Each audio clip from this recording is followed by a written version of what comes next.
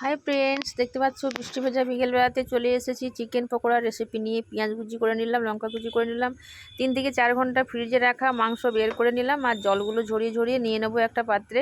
আর দেখতে পাচ্ছ একদম বোনলেস চিকেন, মানে একদম মাংস দিয়ে দিলাম। আদা রসুনের পেস্ট দিয়ে দেবো, পেঁয়াজ কুচি বেশ খানিকটা, লঙ্কা কুচি স্বাদ মতো, যেমন খাবে স্বাদ মতো নুন, আর হলুদ গুঁড়ো একটুখানি, গোলকির গুঁড়ো একটুখানি, জিরে গুঁড়ো একটুখানি, আর এদিকে চিকেন মশলা একটুখানি দিয়ে দিলাম।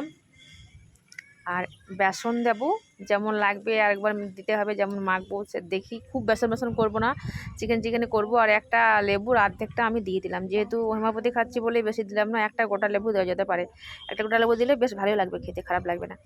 এদিকে আমি ভালো করে হাত ধুয়ে মেখে নিলাম খুব সুন্দর করে। এটা আমি আবার কিন্তু আধ ঘন্টার জন্য ফ্রিজে ভরে দেবো। এই দেখো ফ্রিজে ভরে দিয়েছি, আধ ঘন্টা পর ফিরে আসছি পকোড়া রেসিপি নিয়ে। আধ ঘন্টা পর ফিরে এলাম, দেখতে পাচ্ছ এদিকে তেল গরম বসিয়ে দিচ্ছি আমি। আগুনে করব, যেহেতু দোকানে করছি, ঘরে করিনি। ঘরে করলে তো আমাকে গ্যাসেই করতে হতো। এই সময় বের করে চিকেনটা কি করব, দুটো ডিম আমি দিয়ে দিলাম, দুটো ডিম ভালো করে মিশিয়ে নেব। আর গরম তেলে খুব সুন্দর করে গোল্ডেন ব্রাউন করে ভেজে নিতে হবে। চিকেন পকোড়া রেডি হয়ে যাবে। আর খেতে জাস্ট ফাটাফাটি লাগবে, মানে অসাধারণ লাগে খেতে। কিনে খেতে তো অনেক পয়সা লাগবে, এতটুকু চিকেন পকোড়া দেয় আমাদের এখানে।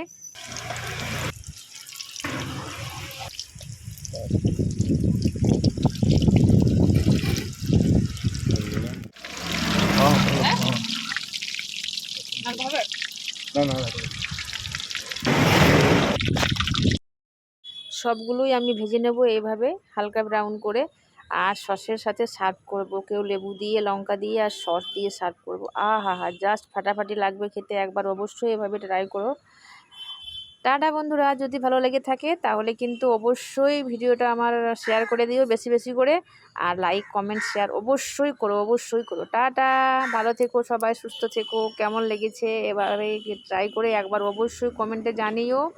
চিকেন পকোড়া ঘরে বানিয়ে খেও।